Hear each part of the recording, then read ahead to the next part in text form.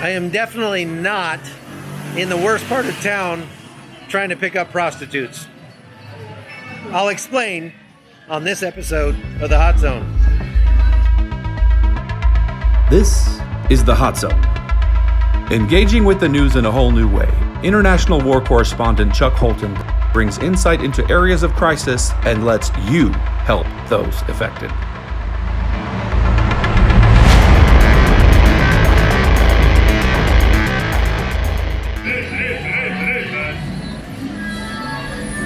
Hey folks, how's it going? This is Chuck Holton, and I am in Cucuta, Colombia tonight in a really seedy part of town, and that's putting it mildly, I would say.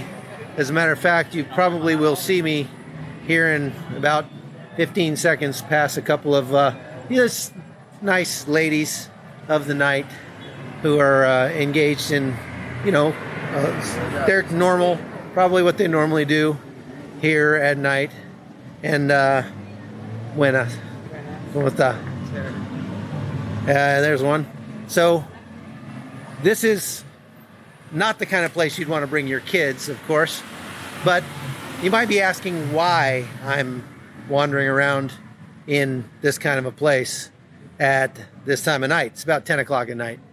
And let me just back up and explain to you how our trip has gone so far here in Cucuta, Colombia, right on the Venezuelan border. This place is a city in crisis, and it's in crisis because that is the loudest taxi I have ever heard. That was amazing. Cucuta is a place in crisis because there are 300,000 or more Venezuelans currently here in Cucuta, and they are flooding into this city, this right here on the border from Venezuela, as Venezuela really just crumbles. It's a slow motion train wreck over there. The kind of things that we've heard over and over again are just how people are literally starving to death. Children are malnourished. There's no medicine. There's no toilet paper. There's nothing over there. We're watching people. Buenas. ¿Cómo está?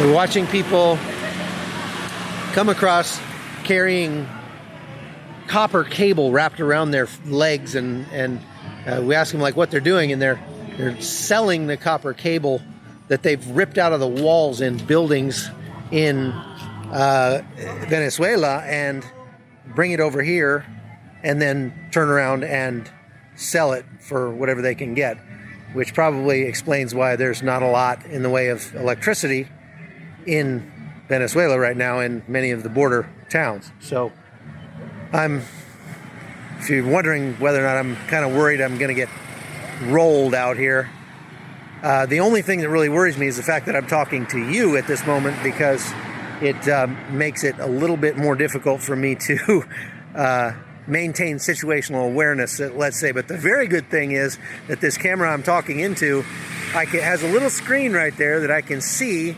who's coming up behind me, and that's very helpful right now.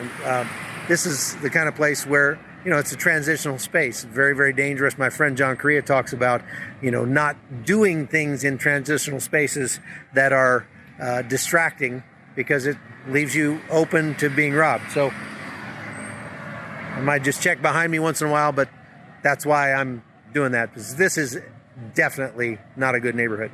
Anyway, we got here and we've been interviewing Venezuelans for the last several days and listening to their stories of absolute suffering and hardship and death, and just they're all so angry at the dictator Nicolas Maduro. As a matter of fact, if you say the name Maduro and there are Venezuelans in your hearing, they will immediately issue an expletive en masse.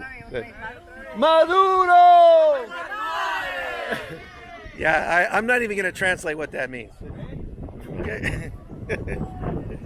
It's just kind of the natural response for them. They are very upset about what's happened to their beautiful country. So they're coming over here. They're desperate. They have no money. I mean, their money that they bring from Venezuela is literally worth less than toilet paper. And so there's nothing they can do with that. So they have to find a way to make money here. One of the reasons I'm out here tonight is that I'm kind of looking for ways to illustrate that.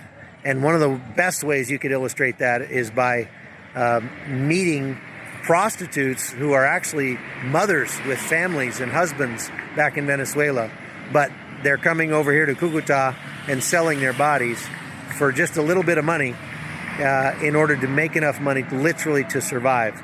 And so, before you go judging, you might ask yourself, just how far would you go to make sure that your children could eat at night, to make sure that your children could get the medical care that they needed?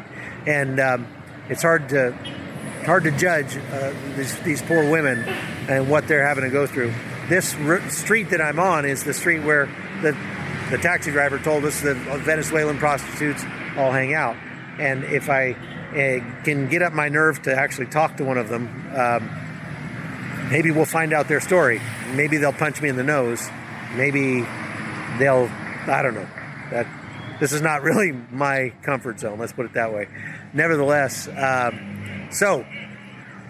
today we started out at a refugee center, a medical clinic, kind of supported by Samaritan's Purse, and it's where the mothers with children come to get things like formula and diapers and other medical care. There's a doctor there and that sort of thing. So there were a bunch of mothers lined up on the sidewalk outside, and we talked to some of them and heard their stories. Obviously, pretty heart-wrenching stories. It's amazing how many similarities I've noticed between what's going on in Venezuela and what I was seeing in Syria. Now, the stuff in Syria was definitely worse last week when I was there, but it's similar in some ways in that just the level of desperation. You have people that literally just they run out of options. They don't have any other options, and so they're reduced to stealing. They're reduced to prostitution and just horrible things like that. The stories of these women telling about their babies and the difficulty that they've had. This is if I go to the hospital in Venezuela, my baby's dead essentially.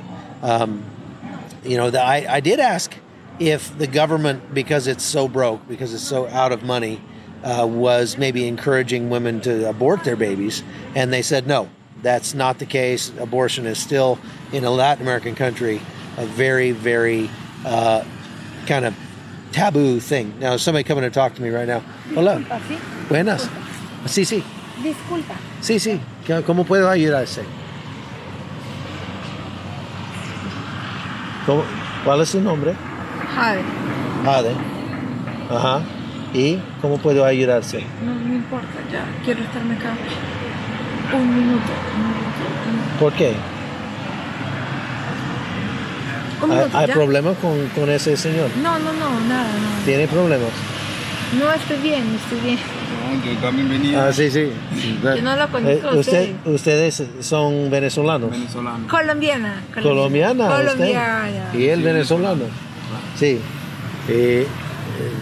Explíqueme. Pues, okay, so I'm just asking this girl where she's from. She just walked over here and sat down next to me, and I think maybe it's either because she is hoping for some business. ¿Hablas inglés? No, Okay. voy a comprar una pipa. Una pipa. ¿Me espera? Okay. Pero me espera. Estoy aquí como ¿Vamos? 5 minutos ¿Vamos? más. Yo me quedo aquí. Mira, Ay. tengo 5 minutos más. So she walked over here. She's a little slower, maybe on drugs or something like that. Drogadicto ella. Explíqueme lo que está pasando con ella. No, un caramelo. Una pipa se le llama un caramelo. Ajá, sí. Un caramelo sí. de menta. Pero ¿por qué está sentado al lado de mí? ¿Quién? Ella. O sea, a mí me llamó la atención eso porque... Sí, en la cámara. Sí. ¿Cuál es su nombre? Heine. Heine. Soy Carlos. Okay, this is Heine. He's from Venezuela, and he just came over because he was interested in the camera. Came over and sat down next to me. Again, I've got to, be careful and keep my head on a swivel here, but people have been really amazingly nice.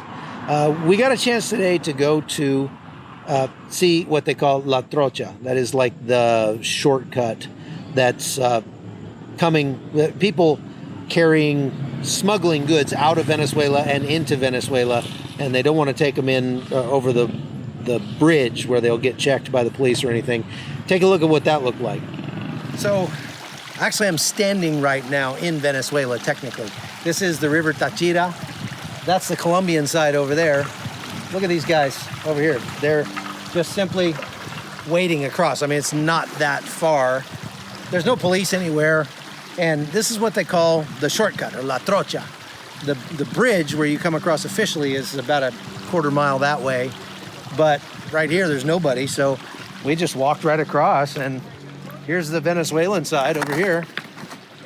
That's it. We're in Venezuela. Ta-da! This is the first class way to travel from Venezuela to Colombia. You get food, drink, and a comfortable ride. And nice scenery. So that was pretty interesting. I'm still out here. I was talking about the just the trouble with ladies of the evening that are out here, and how these people are so desperate, and they've come and the Colombian prostitutes get in fights with the Venezuelan prostitutes because the Venezuelans will work so much cheaper. I've been told that these women will sell their bodies for $6 a job, or whatever you call it, and that's pretty horrific, really, if you think about it. I mean, anybody who's got daughters like I do, my oldest daughter's 22.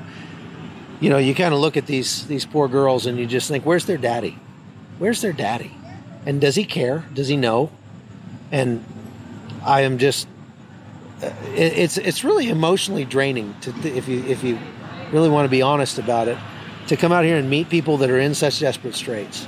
And anyway, I just wanted to bring you out here and kind of show you what it looks like around here. I'm going to walk around a little bit more just so you can get a look. Let me say goodbye to my friend here. Gracias, pues. Voy a seguir adelante. Una pregunta que te iba a hacer. Sí. Una pregunta. Siéntate, sí. ¿Cómo? Pero tengo 30 segundos. Y tengo que hablamos sobre qué. Yo soy periodista. Ajá. Estoy haciendo reportaje en vivo. ¿De Estados Unidos? Sí. Ajá. Entonces, dígale hola. No. Ahí. Pues. Okay.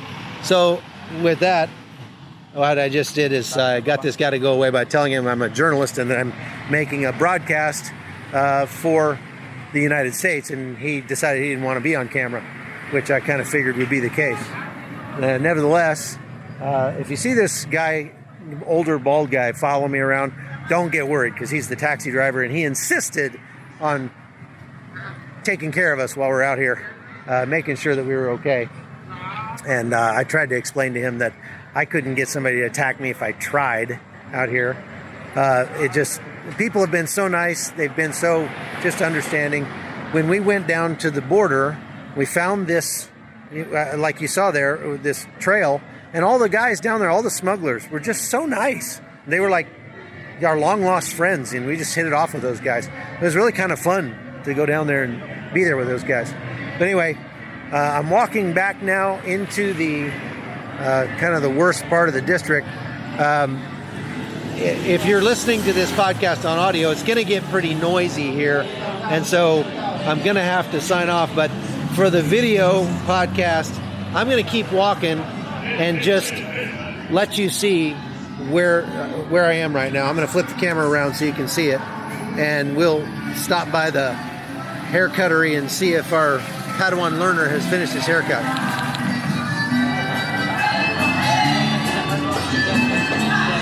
I'm done. He's still getting it? Okay, we gotta.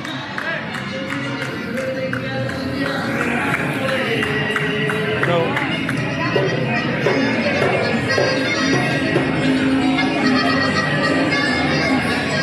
Craziness. Not a good place to be. The Hot Zone is produced by Amy Holton and Livefire Media. Copyright 2019.